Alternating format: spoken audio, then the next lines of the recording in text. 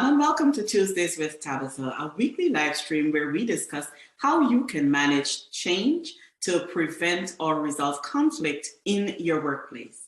And today we're going to be talking about the cost of cutting corners in your business. My name is Tabitha and I am a conflict management strategist, and I teach professionals how to manage conflict in their relationships, workflows, and systems with ease so that they can bridge the gap between issues and outcomes and create a peaceful and profitable workplace.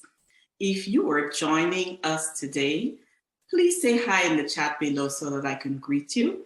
And if you're watching the replay, also let me know where you're watching from and say hi. Let's know what resonates with you.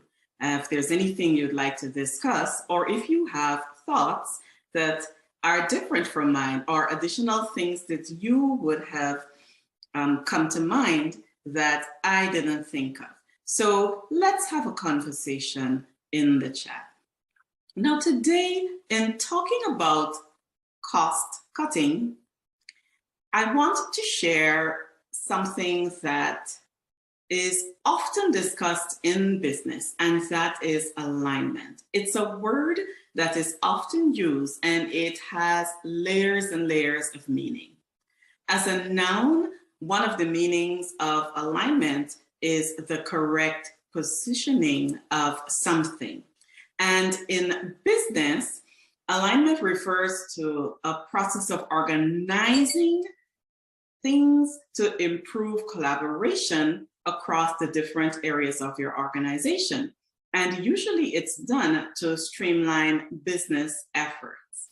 Now, alignment looks different for each of us, whether it's in our personal lives or in our businesses, because depending on the industry that you're in, depending on what you're doing, depending on the goals that you have for your business, being aligned in business may mean something different to you. And I get that, I appreciate that, and I expect that this should be so. Sometimes someone might be taking their business to the next level, and in doing that, might be focusing on things like developing your brand, finding out what your positioning is, refining who you help. What message are you going to have? What journey you want to take your customers through? How you're going to help them? If you're a thought leader, you might be outlining what you want to talk about and how you want to impact the world. And you might be, whether you are in services or whether you have a product that you're selling, you might be doing keyword research, you might be advertising, you might be trying to reach more people so that you can impact more lives and so that you can become a profitable business. Often when we place the focus on dealing with the things that we have to do to expand our businesses, to become aligned as a business, we often look at the big picture things, but we don't necessarily always look inwards. And what happens, what I have seen is a lot of leaders who are aligning in the wrong way and so becoming misaligned. I have seen misaligned leaders change strategies.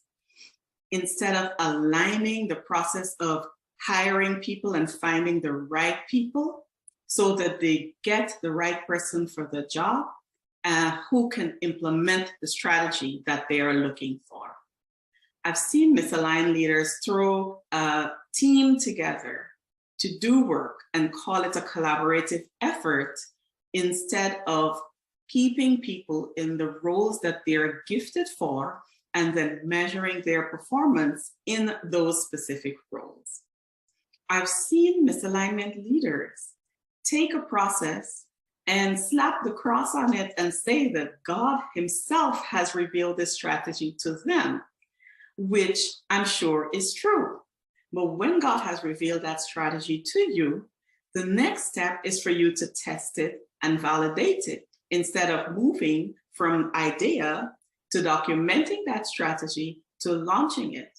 not going through the process of testing and validating it. And so I've seen misaligned leaders who are reeling from loss of revenue and refusing to believe that their lack of systems is the thing that's burning their businesses to the ground. I've seen misaligned leaders ignore the conflict hiding in their systems and workflows, instead looking out at the things that will be evident from the outside, but not necessarily from the inside. So think of a home. Think of a home with a beautiful edifice, with a beautiful paint, with beautiful windows, with a beautiful roof, and everything looks nice from the outside. The landscaping is done and it looks so welcoming. But when you get to the door and you walk inside, the furniture is not arranged, the home has not been cleaned, there's nothing to welcome you, and the people who live there are not even ready to receive you when you show up. And this is what happens if you don't take care of the inner workings of your business and be sure that those are aligned. Systems don't sound exciting. They don't sound thrilling. It's not something that business owners like to sit down and talk about. And even talking about systems and spilling the tea on them on social media or on a live stream like I'm doing now doesn't always make for a lot of likes and shares and follows. But what I do know is that when the cameras are turned off, the business moguls that we see on MSNBC and CNBC and on Wall Street and in magazines, they return to businesses that have repeatable, scalable processes that have been tested and tweaked and scaled and that are exciting. Yes, my friends, systems are extremely exciting. And these are things that you should not be cutting corners with in your business. You should not be cutting corners with your systems, or else what you're going to have is a beautiful home from the outside with the inside of your home or your business not being ready to sustain the growth that you are looking for.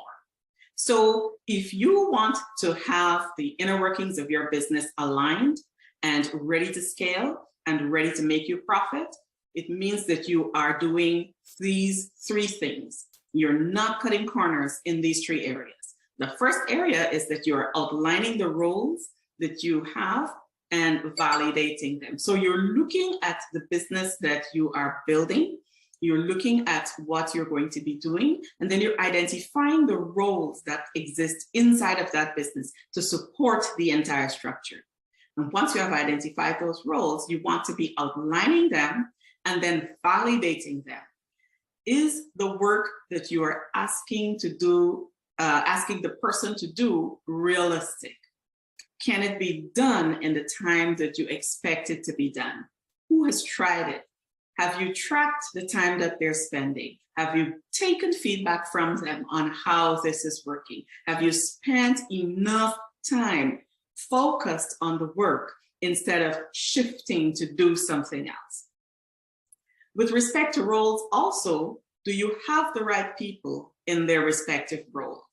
Do you have someone who is skilled at what they do and love doing it? Or do you move people around in roles depending on where you think they fit?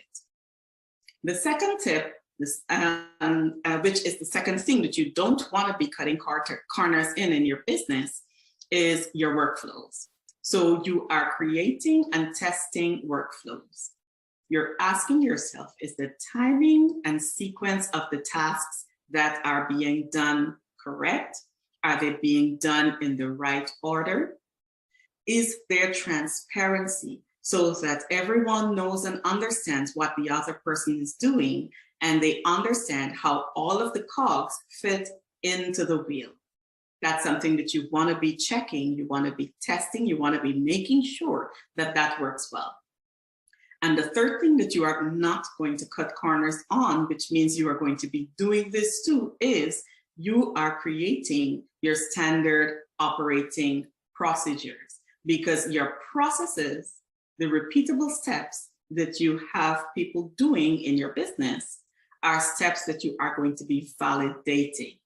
And when you validate these and you're sure that they're working, that's when you're ready to scale. So please be careful that you don't cut corners and burn your businesses down. You want to invest in the roles that you have and outlining them.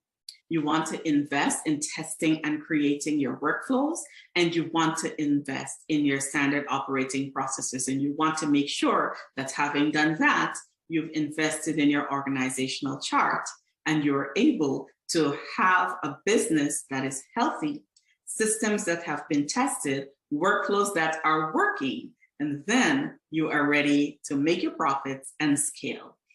If you would like to put anything that we talked about today into action in your business, I invite you to click the link below and join a group of CEOs and senior executives. We meet in masterminds for various companies, and we just get together to share thoughts and insights on these topics. So if that is something that you would like to do, whether you have insights that you'd like to bring to the table or there's insights that you'd like to share, please click on that link below and join the next one.